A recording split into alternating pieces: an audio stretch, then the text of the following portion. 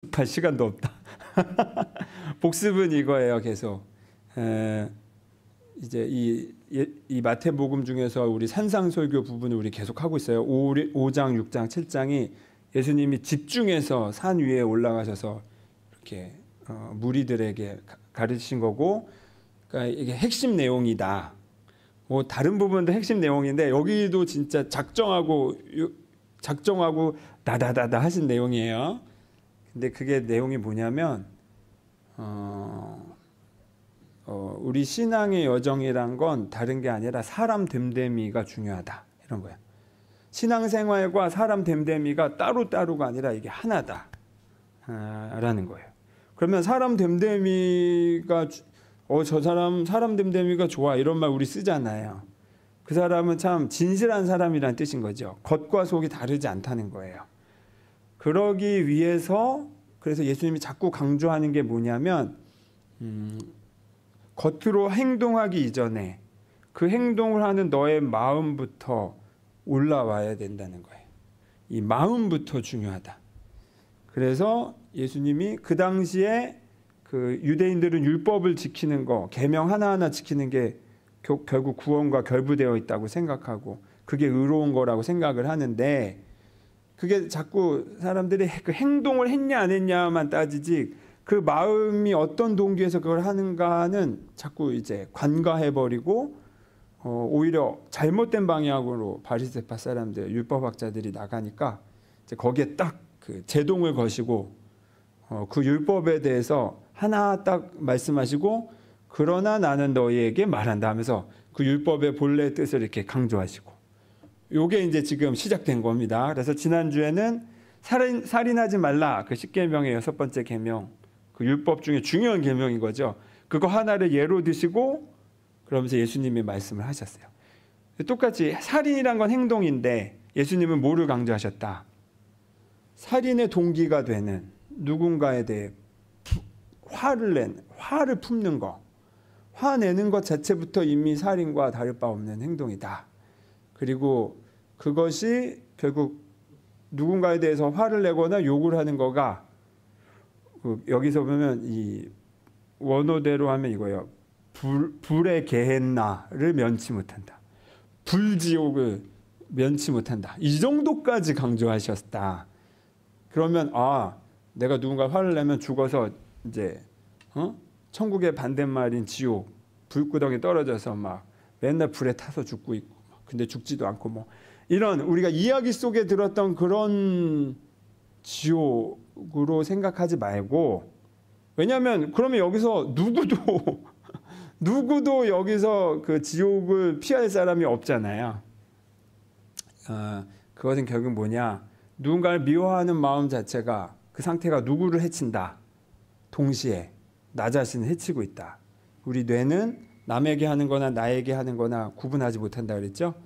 그래서 결국 지옥이란 게 다름 아니라 그 분노가 다시 더 크게 역풍으로 다가와서 계속 이 분노의 쳇바퀴 속에 갇혀 있는 거랑, 그 다음에 누군가를 미워함으로써 동시에 나 자신의 마음에 생채기를 내고 있는 거, 이 굴레 속에 갇혀 있는 것 자체가 지옥이다 라고 제가 말씀을 드렸어요.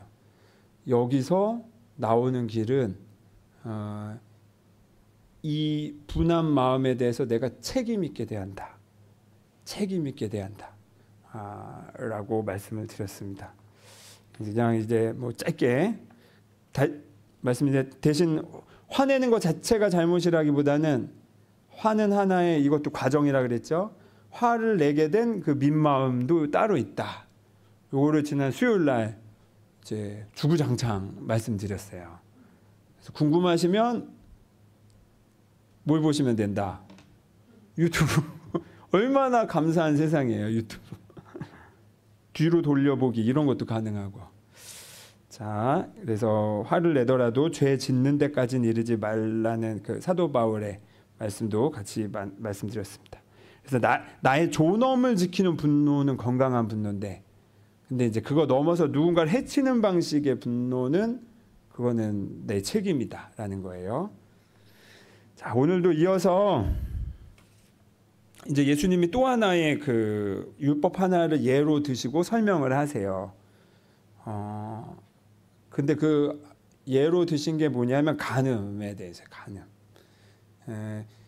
여기 성경대로 표현하자면 그 당시에 남성 중심적인 사고니까 이게 그러니까 남성에게 하는 말인 거예요. 내 아내를 두고 이제 그 다른 여성과 관계를 맺는 것에 대해서 이제 그런 율법이 있는 거죠. 그걸 간음이라고 규정하고 그러지 말라. 그러면서 예수님의 더 그것의 깊은 뜻을 이제 말씀을 하시죠. 요 얘기를 나눠보려고 해요. 그러기 위해서 여러분 먼저 이렇게 가벼운 질문을 드립니다.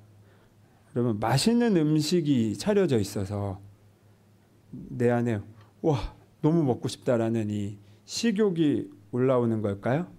아니면 반대로 내 안에 식욕이 있어서 맛있는 음식이 유독 내 눈에 잘 띄는 걸까요? 음식이 원인일까요? 아니면 식욕이라는 마음이 원인일까요? 자, 그럼 이걸 다르게 질문을 드려볼게요. 같은 패턴으로. 제가 여기 이렇게 위에 단추를 3개를 풀었어요. 그러면 제가 섹시하게 느껴질까요? 지금 이게 원래 풀어야 되는데 이게 잘 한번 풀면 묶기가 어려워가지고 제가 그냥 생략합니다.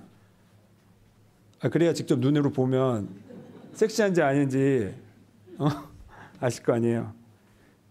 이거 단추 3개를 풀어서 섹시하게 보이는 걸까요? 아니면 내 안에 섹시에 대한 관심이 있어서 유독 단추 3개 푼 게 그렇게 내 눈에 띄는 걸까요? 뭐 사람마다 자기 생각이 다 다르겠지만 지금 예수님이 하시는 말씀의 관점에서 보면 뭐가 원인이라는 걸까요? 마음인 거죠. 그런 마음이 있으니 그게 보이는 거다. 왜냐하면 그 말이 맞은 게 보세요. 위에 3개를 풀었을 때는 그게 섹시해 보일 수 있는데 지금 제가 배가 나오는데 배 쪽에 단추 3개를 풀면 그게 섹시해 보이나요? 아니에요. 그거는 왜 저래? 이제 이렇게 되는 거죠. 왜 저래? 그런데 만약에 내 남편의 배 부위에 단추 3개가 풀린 게 섹시해 보인다. 그러면 그거는 천생연분인 거죠. 천생연분. 아주 잘 만나신 거예요. 저는 요즘 맹비난을 받고 있어가지고 천생연분인지 잘 모르겠습니다. 근데 보세요. 유독 이렇게 이제 성과 관련된 욕구가 있어요. 누구에게나 다 있죠. 그런 마음이 이제 그런 게 더 잘 보이게 할 수 있어요. 근데 유독 제가 여성이 아니어서 잘 모르겠지만 남성은 유독 이게 굉장히 강하구나를 느껴요. 근데 이제 꼭 근데 남성만 그렇다는 뜻은 아니에요. 그래서 저는 이게 저도 성적 관심이 이제 고등학교 20대 이때 막 있으니까 근데 또 이런 구절을 만났네. 그러니까 교회에서는 이 성에 대해서 말도 안 꺼내주고 교회에서 성교육을 내가 받아본 적도 없고 그냥 무조건 뭐 나쁜 거라고만 들으니까 이제 막 되게 조심해야 되고 자칫하면 큰일 나고 이런 식으로 성의 이미지를 갖다 보니까 저도 그냥 성적인 관심을 갖는 것 자체가 내가 뭔가 잘못된 죄라고 또 이렇게 제가 왜곡해서 너무 극단적으로 이해를 했어요. 제가 그래서 누구 못지않은 바리새파의 삶을 살았어요. 지난주 말씀에 누군가를 미워하는 것만으로도 제가 죄책감을 느꼈고 또 성적인 관심을 갖는 것만으로도 내가 죄를 짓고 있구나 라고 생각을 했으니까 한 번은 그래서 저는 이렇게 그 성적인 관심을 단속하느라 굉장히 노력을 많이 했는데 한번 제가 승리한 적이 있어요. 무슨 승리했냐면 이거 말씀드린 적 있나? 제가 한 20대 후반쯤에 시내버스를 원주에서 타고 맨 뒷자리에 앉았어요. 그리고 오른쪽 창가 쪽으로. 근데 하필 그 앞쪽에 그 좌석이 하나씩 쫙 있잖아요. 버스니까. 그 앞에 다 남성들이었고 다양한 연령대 어르신부터 뭐 20대까지 이렇게 다 남성들이 타고 갔어. 그래서 나도 남성이죠. 쭉 이렇게 천천히 시내버스 가는데 저쪽 인도 쪽으로 정말 아리따운 여성이 걸어가는 거예요. 그러니까 이제 이렇게 버스 방향과 여성의 방향이 이렇게 겹쳤죠. 그때 저 맨 뒤에서 보는데 정말 모든 연령의 남성들이 동시에 고개가 이렇게 싹 돌아가는 거예요. 와우. 역시 남성은 그렇구나. 뭐 이게 잘못은 아니죠. 근데 그때 저는 고개를 안 돌렸다는 거 아닙니까? 그러면서 그 남성들을 관찰하고 있었던 나는 성적인 이런 호기심에서 내가 이렇게 단속을 잘했어. 그런 걸까요? 그때는 승리라고 생각했지. 승리. 하지만 왜냐하면 나는 음욕을 이겼으니까. 그런데 이거는 큰 착각. 왜 착각일까요? 제가 그런 성적인 호기심, 여기 음욕이라고 했는데 마치 이게 부정적인 뉘앙스처럼 느껴질 수 있어서 우선 제가 성적 호기심이라고 단어를 바꿔서 표현하는 거예요. 성적 호기심은 저도 똑같이 없었던 게 있었는데 단지 그걸 어떻게 한 거예요? 억누른 것 뿐이에요. 그 호기심 자체는 어땠을까요? 저는 이미 버스에서 내려서 그 여성을 쫓아가고 있었어요. 그래서 전화번호 물어봤을 거야 아마. 그러니까 예수님의 말씀의 관점으로 두자면 나는 고개를 안 돌렸으니까 죄를 안 지었다라고 나 스스로 착각하고 있었는데 예수님의 말씀으로 따지면 너도 똑같아 임마 이러는 거죠. 너도 똑같아 이놈아. 이놈아는 뺄게요. 왜냐하면 그게 뭐 잘못은 아니니까. 그러니까 그런 관심이 잘못은 아니니까. 물론 그 여성이 그걸 불쾌하게 여겼다면은 또 그건 다른 얘기일 수 있지만, 자, 요거예요. 계속 마음이 중요하다. 그런데 이 마음에 대해서 예수님 강조하면서 오늘은 특별히 그 마음의 소재로 이제 간음이라는 주제를 선택을 하셨어요. 좀 정확히 이제 간음과 이혼에 대해서 오늘 내용이 나오는데 오늘도 또 똑같이 지옥 얘기 나오죠. 너희가 그 눈이 죄를 짓게 하거든 그 눈을 뽑는 게 차라리 두 눈을 가지고 죄를 지어서 지옥에 가는 것보다 낫다라고 또 지옥을 비유로 드셔. 그럼 그때 버스에서 탔던 모든 남성들은 다 지옥으로 가는 거예요. 저도 포함해서. 고개를 안 돌렸지만 저도 포함해서.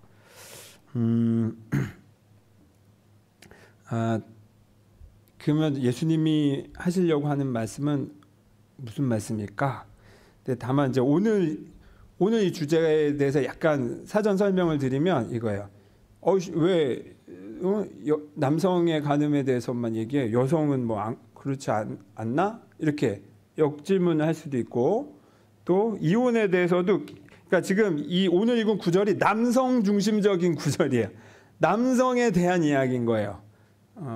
그리고 여성을 그 남성이 죄를 짓냐 아니냐 할 때 어떤 여성의 대상으로 표현하고 있는데, 이게 왜 이렇게 표현하냐면 이 성경이 쓰여진 시대도 그렇고 예수님 시대도 그렇고 그냥 이 여성의 지위를 그렇게 남성과 동등하게 보지 않은 시대였던 거죠.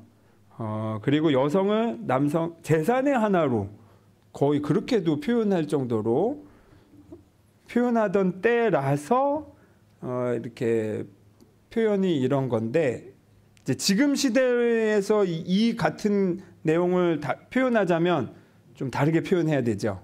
남녀 구별 없이 모두에게 이런 마음은 있으니까 똑같이 얘기할 필요가 있고, 그리고 또 이혼 증서 써줘라 이런 표현은 뭐냐면 이게 맥락을 알아야 되는데 이거요.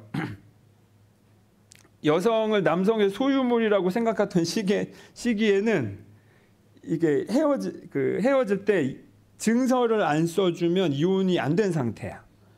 그런데 이것에 대해서 그러면 그 여성이 자기 자신의 삶을 또 새롭게 살아가는 데 있어서 족쇄가 돼버려요.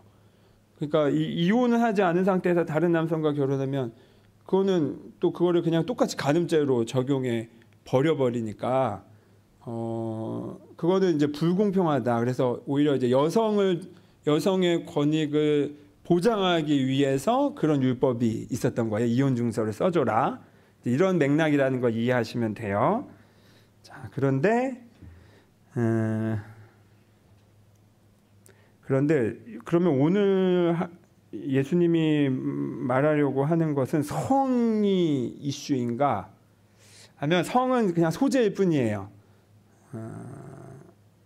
핵심은 이거예요. 그 탐하는 마음. 다만 이제 여기서는 여성을 탐하는 마음이라고 표현한 거죠. 이제 우리 시대로 따지면 이성에 대해서, 사람에 대해서 탐하는 마음이라고 말할 수 있죠. 성적으로. 자, 그런데 저는 이렇게 오늘 구절을 보면서 차라리 이때가 우리 근현대보다 낫다라고 생각해요. 지금 예수님 이 시대의 이 율법도 완전한 건 아니지만 남성 중심적이긴 하지만, 왜냐하면 우리가 지금 간통죄가 폐지됐잖아요. 그런데 간통죄는 누구에게만 해당되는지 아세요? 여성에게만 그 죄를 물어요. 그러니까 형사적으로 민사적으로는 서로 피해를 준 것에 대해서 물을 수 있는데, 이 간통죄라는 게 일본의 형법을 그렇게 따왔다고 해요. 그리고 그 일본의 형법이 이미 여성만 처벌하고 남성이 무언가 바람을 피거나 뭐 간음죄를 저지른 것은 남성에게는 죄를 안 묻었던 거를 우리나라 법이 그걸 처음 만들 때 그걸 그대로 가져왔다는 거예요. 근데 그래도 법관들이 고민은 한 거야. 이게 여성에게만 적용할지 남성에게만 적용할지, 아니면 남녀 모두 적용할지, 아니면 지금처럼 이건 형사적으로 물을 게 아니라 그냥 당사자들이 알아서 할 걸로 남겨둬야 될지를 그때 당시도 고민했다고 하더라고요. 그 한겨레 기사를 보니까. 야, 그런데 그 당시에 대법관 최병주 대법관님 돌아가셨으니까 이분이 뭐라고 얘기했냐면, 여자만은 처벌함이 옳다고 본다. 왜 그러냐면 여자는 원칙적으로 남자와 세 가지 점이 다르기 때문이다. 생리적으로 다르고 심리적으로 다르며 남자의 성욕과 다르기 때문이다. 그러면서 남성은 성욕이 너무 커서 어쩔 수 없다는 거예요. 그래서 봐준다는 거예요. 야, 말도 안 되는 소리 하고 있네. 그러니까요.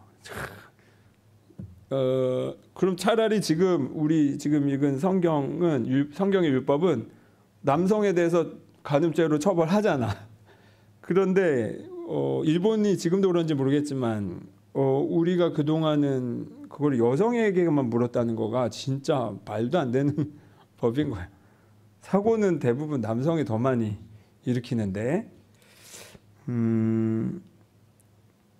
그런데 여기서 우리가 이것에 대해서 이제 예수님이 마음에 대해서 접근을 하고 있어요. 자, 그럼 이제 이것에 대해 예수님은 뭐라고 말씀하실까? 근데 제가 아까 말씀드렸듯이 성적 호기심과 제가 이렇게 구분해서 표현할게요. 여기서 음욕이라고 말하는 탐심, 음욕과는 좀 구분을 했으면 해요. 그래서 성적 호기심이라는 건 누구에게나 있죠. 그리고 사실 제가 자주 말씀드리지만 감정이라는 것은 우선은 옳다 그르다를 함부로 이렇게 붙이지 말자고 했어요. 근데 성적 호기심에 대해서는 우리는 이때는 가져도 되고 이때는 가지면 안 되고 이게 아주 그냥 초장부터 갈리잖아요. 근데 우선은 그런데 그러면 정말 그렇습니까? 내 관심 자체가 안 올라옵니까? 뭐 그럴 수도 있는데, 이게 막 그런 윤리 도덕을 넘어서서 성적인 호기심 자체는 막 올라올 수도 있다. 우선 이것도 올라온 다음에 올라온 거 그대로 알아차리고 솔직하게 내가 그거를 알아차릴 필요가 있다. 왜냐하면 이걸 또 무조건 감정이라는 거 억눌러 버리면 엉뚱하게 튀어버릴 수가 있어요. 오히려 더 나쁘게. 그런데 이제 성적 호기심 자체는, 그래서 제가 지금 문제시 삼지 않는 거예요. 이건 자연스러운 거다. 그런데 이제 우리 사회에서는 이 성적 호기심이 아무렇게나 가는 걸 단속한다 그랬잖아요. 윤리 도덕으로 단속하거나 뭐 법으로 단속하거나 아니면 이런 종교적으로 단속하거나 그 제한을 거는데, 근데 보세요. 만약에 이 성적 호기심 자체가 제가 전에 이런 느낌, 성적 호기심을 갖는 것 자체를 죄라고 저는 느꼈는데, 이게 정말 죄라면 누구까지도 잘못된 걸까요? 하나님도 잘못된 거예요, 그러면. 그렇잖아요. 이 호르몬 분비가 되도록 왜 이렇게 방치하셨냐는 거예요. 그 호르몬 분비에 따라 이 성적 호기심이 막 왔다 갔다 하는데, 이제 노년이 되면 제가 노년이 아니니까 함부로 말할 수 없지만 그 호르몬 분비에 따라 사람 왔다 갔다 하도록 하나님이 만들었으면 그건 하나님부터가 잘못된 거죠. 그러니까 이게 구분하자. 그러면 음욕, 탐심이라는 건 뭐가 다를까 하면 이렇게 말하고 싶어요. 성적 호기심이 이제 방향을 잘못 잡고 왜곡돼서 발전되는 건데, 어떻게 왜곡된 거냐? 첫째는 내 욕망의 실현을 위해서 상대방을 수단으로 삼는 거예요. 도구로 삼는 거예요. 그 사람 자체에 대해서, 성이라는 건 항상 사랑과 맞물리는데 사랑은 싹 빠지고 성적인 대상과 도구로만 바라보는 거. 이런 것이 탐심, 음욕의 하나이고, 또 하나는 요거예요. 집착하는 거. 그래서 요거를 잠깐 말씀드리겠습니다. 제가 아까 말씀드렸죠. 지금 여기에 제가 보기에 성이라는 주제는 하나의 그 소재일 뿐이지, 방점은 어디에 있냐면 탐심에 있다고 봐요. 탐심. 근데 다만 성을 탐하는 거죠. 소재가. 그래서 여성이든 이성이든 이렇게 나가는 거죠. 그런데 이 탐심이라는 것 자체를 보면은 꼭 성뿐만 아니라 다른 차원에서도 탐심으로 대할 수 있어요. 예를 들면 뭐가 있을까? 사람을 탐심으로 대한 거. 아주 직접적인 예로 보면 우리가 자녀를 키울 때도 그래요. 이건 사실 알아차리기 어려울 수도 있는데, 나는 우리 자녀가 공부 잘해서 어디 가서 무시당하지 않고 살기를 바라는 마음에 아주 공부 열심히 하도록 강하게 체벌하면서 훈육하면서 키울 수 있죠. 다 너 잘 되라고 회초리 드는 거야. 그래서 우리도 그렇게 컸죠. 그래서 엄마 아빠 날 사랑해서 때리는구나. 근데 이게 약간 도를 넘어설 때가 있어요. 되게 안타까운 거는 한 달 전인가 그 다큐가 있었어요. 과거에 굉장히 공부를 잘하던 전교 1등 학생이 공부를 강요하면서 너무 폭력적으로 자기를 대하던 엄마를 결국 이 아들이 이성을 잃고 살인한 일이 있었어요. 되게 예전에. 근데 그 학생이 이제 커가지고 인터뷰를 한 그게 있었어요. 얼굴을 가리고 했지만 그때 엄마에 대한 그 미안함과 이거를 막 표현한 장면이 있었어요. 그리고 근데 엄마가 죽는 와중에도 뭐라고 얘기했냐면, 이 아들이 이거 너 잘못 아니야? 그러니까 엄마가 뒤늦게 정신 차린 거예요. 죽기 전에. 그 마지막까지도 이 아들을 위해서 너가 나를 이제 죽인 게 아닌 걸로 하려고 막 이렇게 막 그런 말을 해요. 참 불행한 일이죠. 불행한 일이에요. 사랑했는데 그 사랑이 왜곡돼서 드러난 거예요. 어떻게? 이게 한편으로는 저는 그래서 이걸 탐심이라고도 말할 수 있다고 생각돼요. 이 아이가 공부를 안 해서 잘못될까 봐 두려운 거죠. 엄마는, 아빠는. 그래서 막 때리면서 공부를 시켰는데, 실은 이 아이가 처음부터 공부를 내가 못해서 불안을 느꼈을까요? 아니에요. 불안한 건 부모 자신인 거예요. 부모 자신의 불안이 계속 너 이러다가 공부 안 해, 숙제도 안 하고 공부도 안 하면 살다가 너 원하는 대학도 못 가고 결국에는 힘든 직업을 살다가 너 인생의 패배자가 되면 어떡하니? 라고 하는 말이 반복돼서 이 아이도 없던 불안이 생기기 시작하는 거예요. 그리고 그것을 자신의 불안인 것처럼 착각하면서 살게 되는 거죠. 결국에는 부모 자신이 공부를 못해서 무시당했던 서러움이 불안으로 남아서 내 자녀의 양육할 때 나도 모르게 전가가 되는 거죠. 이럴 때 이 부모의 탐심, 내 아이는 공부를 잘해야 돼 라는 이 탐심이 실은 내 탐심을 충족하기 위해서 내 자녀를 위한 거라고 근데 나는 믿는 거죠. 근데 이게 그러니까 구분을 하기가 좀 어려워요. 근데 실은 그거는 나의 탐심이다. 그래서 내 자식을 도구화한 거예요. 내 불안을 해소하기 위해 내 자녀를 공부 잘하는 도구로 만들어버린 거라고요. 이거 너무 심한 말인가요? 하지만 여러분 마음에서 면밀하게 한번 자기 마음을 분석해 보세요. 아주 객관적으로. 그렇게 부정하시기 어려울 거예요.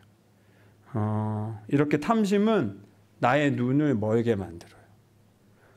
심지어 내가 가장 사랑하는 사람마저 나도 모르게 내 욕망의 도구로 전락시켜버려요. 그리고 잘못된 이 사고방식이 굳어져 버려서 집착하게 만들어요. 집착하게. 내가 거기서 그거를 못 내려놓는 거예요. 머리로는 알아. 이게 탐심이구나. 근데 그게 잘 안 돼. 그러니까 이 탐심이라는 건 이제 두 가지인 거예요. 도구화시키는 거, 사람을, 그리고 집착하는 거. 자, 왜 이런 탐심이 일어나는 걸까? 우리는 그러면 이제 탐심이 잘못된 거구나를 알면 탐심을 갖는 것 자체를 막 이제 비난하면 되잖아요. 비판하면 되잖아요. 그리고 많은 종교들이 탐심에 대해서 주의하도록 가르쳐요.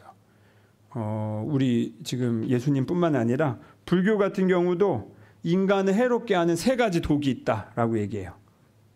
윤리 시간에 배우셨을 텐데 기억하실래나? 탐, 진, 치 3가지. 탐심과 분노와 어리석음. 이 3가지가 사람을 악하게 만든다는 거예요. 근데 지금 분노, 이것도 다 우리 성경에 그대로 다 나오는 표현들이에요. 여기서도 똑같이 탐하는 마음을 말하고 있어요. 자, 그런데 이 탐하는 마음도 저는 이것의 원인은 따로 있다라고 말씀드리고 싶어요. 여러분, 우물가에 있는 사마리아 여인 기억하시죠? 예수님을 만나서. 그래서 막 이런저런 얘기를 오고 가는데 예수님이 다짜고짜 남편 얘기 꺼내시잖아요. 그러면서 네 남편이 5이었고 지금 있는 남편도 너의 진짜 남편이 아니다. 이런 식으로 표현하셨던 이야기. 그때 말씀드렸던 거예요. 무언가를 탐하는 마음은 실은 내 안에 내 마음이 지금 어떻기 때문에 그렇습니까? 그 탐하는 그 대상이 있기 때문에 그래요? 없기 때문에 그래요. 내가 없다고 믿고 있기 때문에. 실은 나한테 이거 꼭 필요해. 그런데 이게 없어라는 결핍감이 탐심으로 이어지는 거예요. 이 탐심을 계속 방치해두면 거기에 힘이 실려가지고 더 집착하게 되고 더 그 탐하는 마음이 더 막 이제 사람을 사람으로 보지 않고 그렇게 도구로 대상으로만 보게 되는 겁니다. 근데 이 결핍감은 다양한 방식으로도 있을 수 있어요. 돈이 없다. 나는 사랑을 못 받으며 컸다. 시험 점수가 나는 모자르다. 나는 노력이 부족하다. 나는 배짱이 없다. 나는 일할 때 꼼꼼함이 떨어진다. 뭐든 간에 나는 부족해 라고 믿고 있는 그 순간 어떤 방식으로든 이 탐심이 이제 그거를 채우려고 올라오고 있어요. 근데 그게 꼭 1대1로 그 주제에 대해서만 차는 게 아니라 엉뚱한 방향에서 그 탐심을 채우려고 하는 경우가 있어요. 중독으로 이어질 수 있는 거죠. 술이나 뭐 등등등 다양하게. 이 모든 결핍감이 실은 나로 하여금 아등바등 살게 만들고 그래서 돈이든 뭐든 집착하게 만든다. 그런데 이 탐심의 특징 중에 하나는 이런 게 있어요. 내가 실은 그걸 쓸 일이 없는데도 무작정 소유하고 버리지 못하는 면 이런 게 있어요. 제가 그런 게 좀 강해요. 수집 자체가 감상하는 것 자체가 취미가 잘못됐다는 뜻이 아니에요. 수집하는 취미가 잘못됐다는 뜻이 아니에요. 어디 있는지도 몰라. 이미. 근데 버리지는 못해. 이런 상태. 그래서 내 안에 막 쓰레기만 쌓이고 있는 상태. 근데 이게 아이든 어린이든 어느 단계든 이런 과정이 있긴 있는 것 같더라고요. 저희 아이도 그런 과정을 겪고 있고 저도 어려서 그런 과정을 겪었고 누구나 그게 드러나는 때가 있을 수 있다. 그러니까 탐심 자체를 저는 비난하는 게 아니에요. 탐심은 실은 탐심 자체도 아까 분노도 분노 자체가 뿌리가 아니라고 그랬죠. 그 아래에 뿌리가 있듯이 탐심도 탐심의 뿌리가 있다. 그것은 결핍감이다.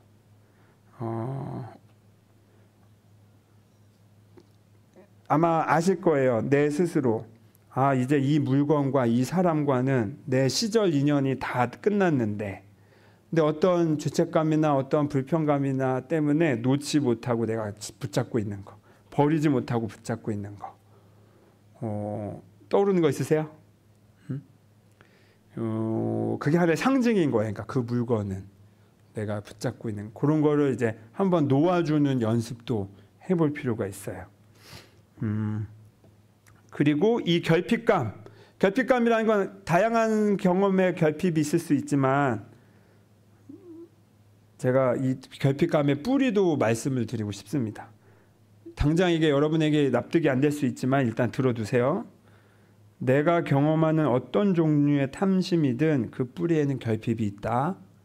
그리고 어떤 종류의 결핍이든 그 뿌리에는 뭐가 있냐? 나는 하나님의 자녀가 아니야. 라는 믿음이 있어요. 나는 사랑받을 자격이 없어.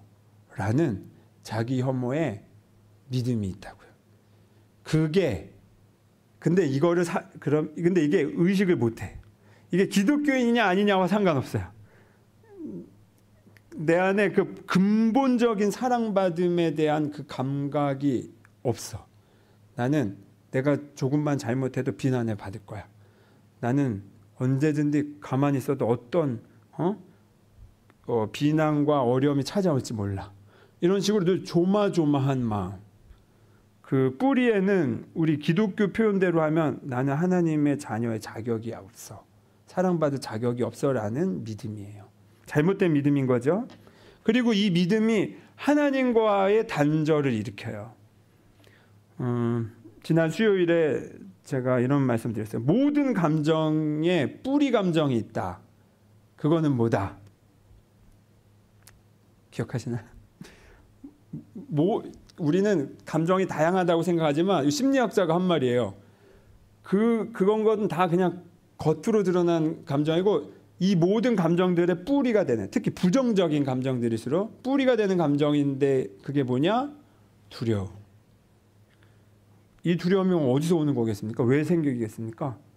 하나님과 단절됐다고 느낄 때 느끼는 거예요. 아이가 엄마가 보이지 않을 때, 엄마를 잃어버렸다고 느꼈을 때 느끼는 그 압도적인 불안감처럼 우리가 의식은 못하는데 실은 우리 삶에 깔려있는 불안이라는 게 뭐냐면 하나님과의 연결감이 내가 너무 오랫동안 끊어져 있을 때 그것 때문에 이 우리 삶의 불안이 이렇게 반복되고 지속되고 있고 아주 끈질기게 드러나고 있다. 그래서 제가 자꾸 이렇게 나는 사랑받는 존재야. 이거 자꾸 제가 여러분에게 연습시키는 이유는 그거 다시 그 연결 잇기 위해서예요.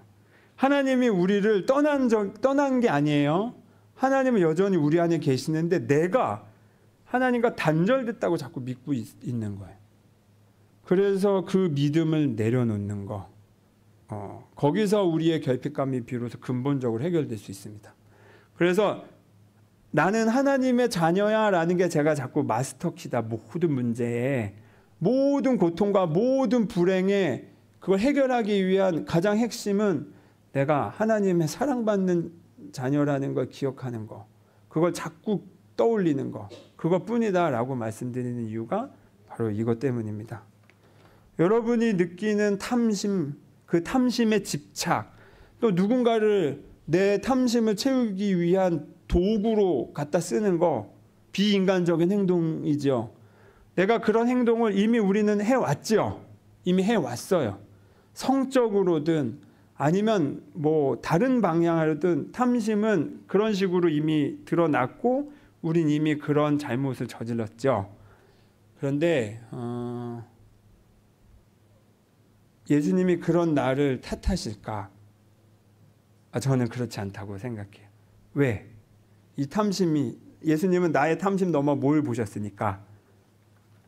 나의 결핍, 그리고 그 결핍에 따른 불안을 예수님은 꿰뚫어 보셨을 거라고 생각해요.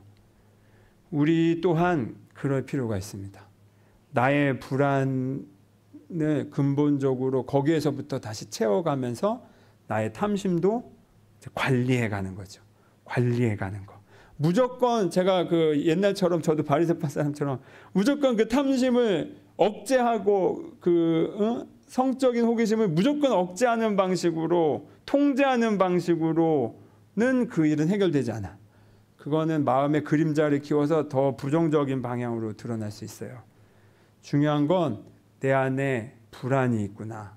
그래서 이거를 채우려는 탐심이 있어서 내가 이렇게 집착하고 있구나. 이거를 알고 다시 내가 사랑받을 존재임을 깨달아가는 거. 이게 중요합니다.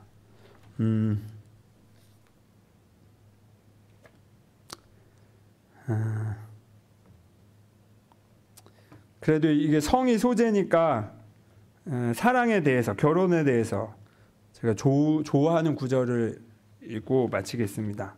칼릴 지브란이라는 작가가 쓴 예언자라는 그 유명한 책이 있어요. 거기에 사랑에 대하여 그 지혜자의 말을 빌려서 쫙 이렇게 잠언처럼 이제 얘기를 해준 건데, 그 중에 한 소절을 읽어드릴게요. 사랑에 대하여. 사랑은 그 자신 말고는 아무것도 주지 않으며 사랑 말고는 아무것도 취하지 않습니다. 사랑은 누군가를 소유하지 않고 또 누군가의 소유가 되지도 않습니다. 사랑은 사랑하는 것만으로도 충분하기 때문입니다. 이 말 납득이 되세요? 하지만 받아들이기 되게 어려운 말이에요. 왜냐하면 우리는 소유를 전제하고 결혼하잖아. 근데 지금 사랑은 그거 넘어서는 더 큰 거라는 거예요. 사랑 그 자체가 목적이지 사랑을 도구해서 뭘 얻는다가 아닌 거예요. 또 결혼에 대하여 이제 이 부부에게 해주는 이제 말이에요. 그대들은 함께 있을 것입니다. 그러나 함께 있되 그대들 사이에 공간이 있도록 하십시오. 그래서 하늘 바람이 그대들 사이에서 춤추도록 하십시오. 서로 사랑하되 사랑으로 구속하지는 마십시오. 그보다는 사랑이 그대들 두 영혼의 기슭 사이에서 출렁이는 바다가 되게 하십시오. 서로의 잔을 채워주십시오. 그러나 각자 자신의 잔을 마시도록 하십시오. 함께 떨며 하나의 음악을 만들어낼지라도 각각은 혼자인 현악기의 줄처럼. 함께 서 있되 너무 가까이 서 있지는 마십시오.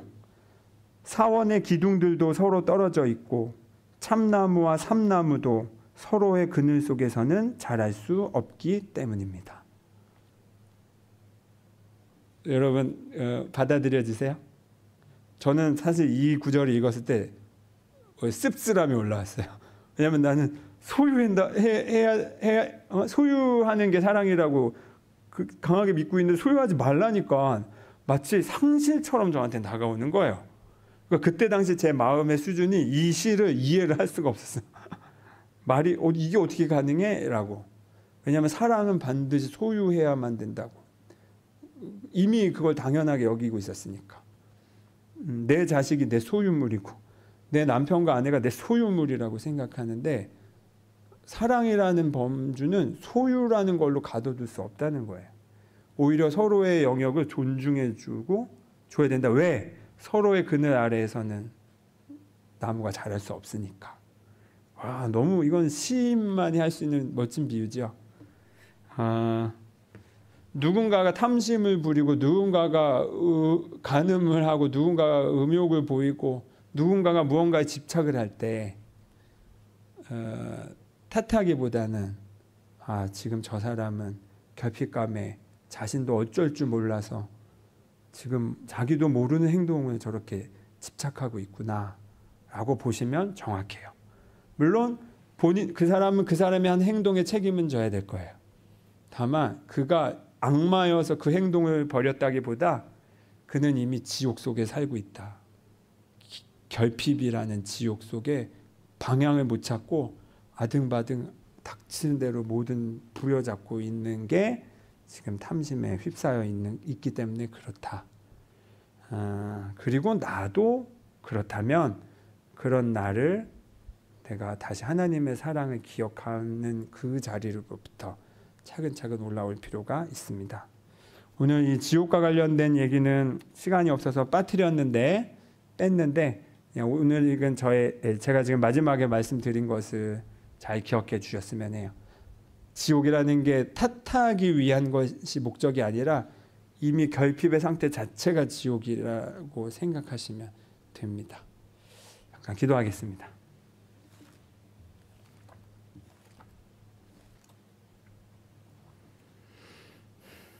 주님, 우리는 간음하지 말라는 남이 만들어 놓은 그 타율의 법에 의해서만 살아왔습니다. 하지만 예수님은 너 스스로 너의 마음에 대해, 너의 탐심에 대해 책임지라고 말씀하십니다. 타율이 아니라 자율의 삶을 살고 싶습니다. 그러기 위해 우리 안의 결핍감을 정직하게 들여다봅니다. 그리고 실은 하나님은 나를 떠난 적이 없음을 우리가 매 순간순간 깨달아 알게 도와주십시오. 내 안에 계신 하나님이 내 안에 살아있는 법이 되어서 내가 즐겁게 기꺼이 지키는 자율의 법이 되게 하옵소서. 예수 그리스도의 이름으로 기도드립니다. 아멘.